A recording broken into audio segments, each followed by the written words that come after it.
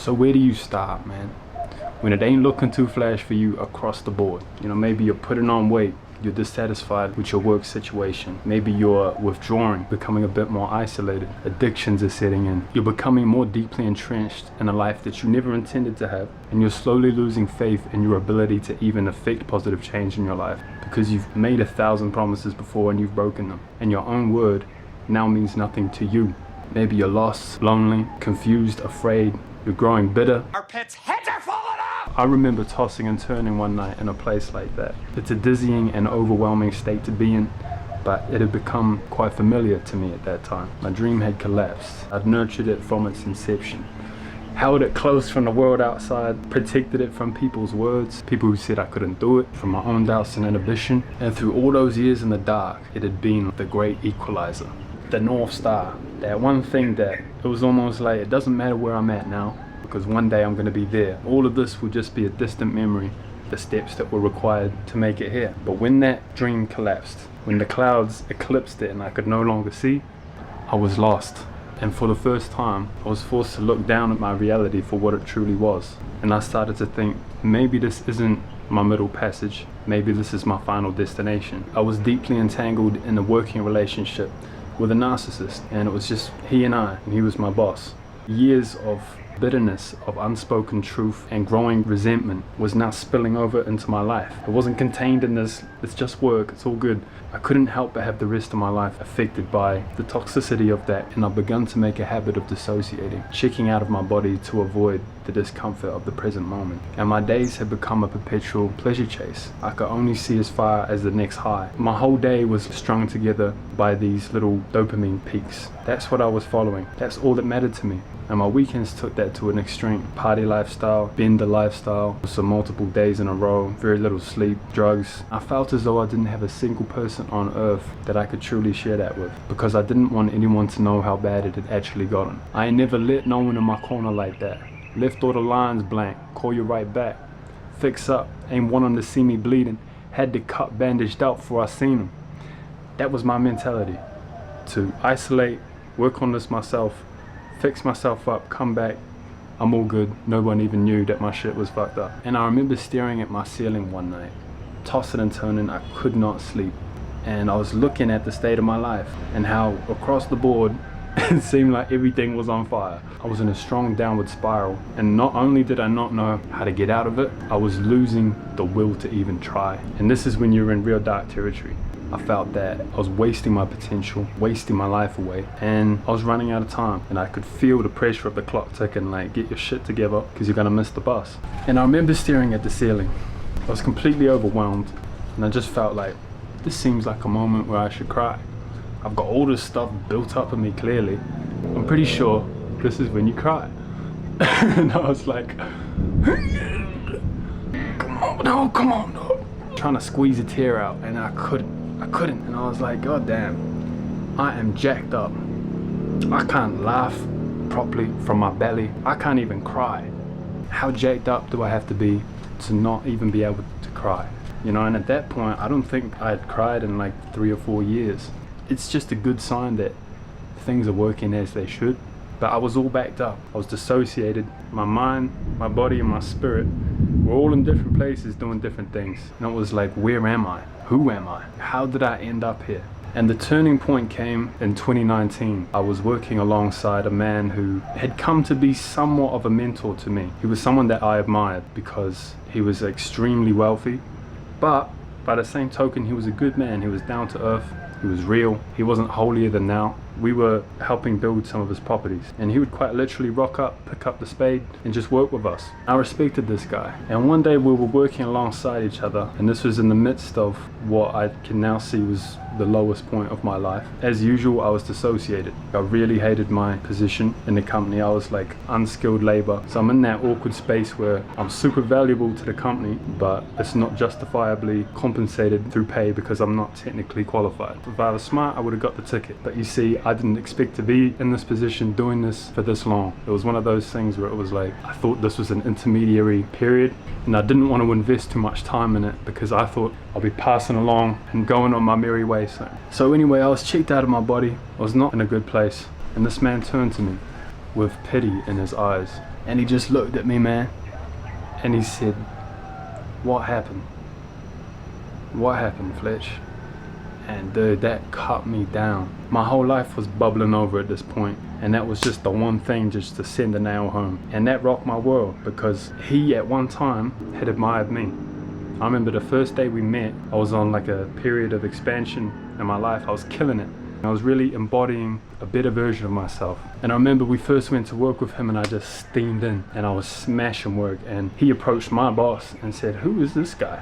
And then he approached me and he's like, "Hey man, like, I'd like you to come on my yacht," essentially offering to be a mentor to me, because he could see something in me. He had seen potential in me, and I could see it too, sometimes. Following fleeting glimpses of greatness, glimmers of glory, scattered haphazardly, single flickers of truth amidst the anarchy, only to be doused by reality. I was fighting gravity. Occasionally I would see this version that I could be on an upward swing, you know, like when you've been consistent, killing it, when you've been following through on what you say you want to do, when you've been congruent, thoughts, words and actions are all aligned, and you just feel strong. You have mana, you have honor, integrity. And in those moments I could see the potential that I had in me. But it had been a long time since I saw that. The clouds had been out covering those stars for a long time. And that's why it cut so deep, because I could see he could no longer see it. And I couldn't see it either. 2 words was all it took to shake me out of that spell. What happened? That was a turning point for me. And I went out that day and I bought a journal. I'm not exactly sure why, I just figured I have stuff built up in me that needs to come out. This is the best way I can do that. A therapist is not particularly cheap, so I was like, look, I'll start with the means I have available to me. I will buy some pad and I will write. This fire is happening seemingly everywhere in my life. Where do I start? What I'm about to share with you was how I solved that problem, where I started, and it's a practice that I continue to return to often, and it's something that seems to work every single time. And that is this idea of the energy body. You know, it's been called life force, chi, prana, mana to an extent. It's like your vessel of vitality, of spirit. Picture your energy contained in this vessel, right? I envision a barrel. It can be whatever, it can be a goon sack if you want it to be. Doesn't really matter. All of these bad habits that we have are like holes in this barrel, or stab wounds in this goon sack. Now when you get enough of these holes in this vessel, ooh, thunder. Storms rolling in. I love storms. My favorite thing to do ever is run in storms. Anyway, for the longest time I've been trying to increase my energetic capacity by adding things to the top of this barrel. What I came to realize is, at least in the beginning, almost always the most beneficial thing you can do to change your life quickly are matters of subtraction. Your bad habits are like punctures in this barrel. Vaping, smoking, drinking, doom scrolling till early hours of the morning, porn, alcohol, drugs, processed food, sugars. When you have enough of these energy leaks in your chamber, it doesn't matter what you put in the top. It doesn't matter what you try to add to your regimen, to your routine, to your lifestyle. Whatever you put in there is just going to fall out the bottom, because you have holes, because there's too many ways that it escapes you. And this is what we call depression, right? No matter what you do, you just can't seem to get energized. You checked out. You don't want to play the game anymore. And it's no wonder. Your spirit is being drained from you. So the first order of business when you're in a place like that is to identify your major energy leaks. The big ones, in my opinion, in my experience, people.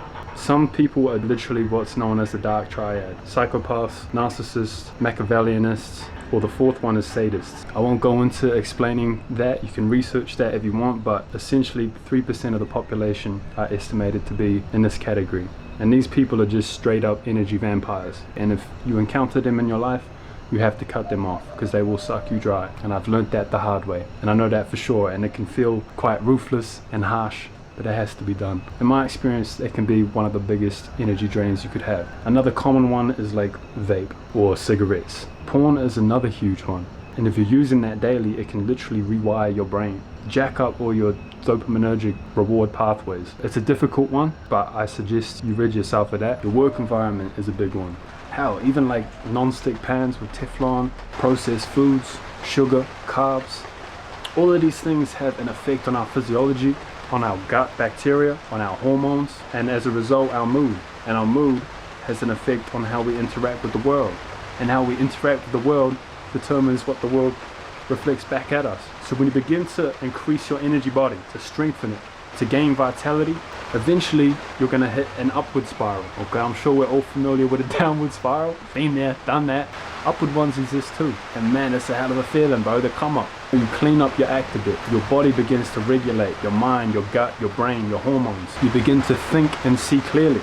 Your way forward becomes clearer. And now that we've addressed the leaks, you can start adding things to your regimen, right? All of these things, they're actually sustaining because the energy isn't going anywhere. It's useful to you and you can use it. And this kind of grows you in your confidence, in your demeanor, in who you are, in your power, your mana.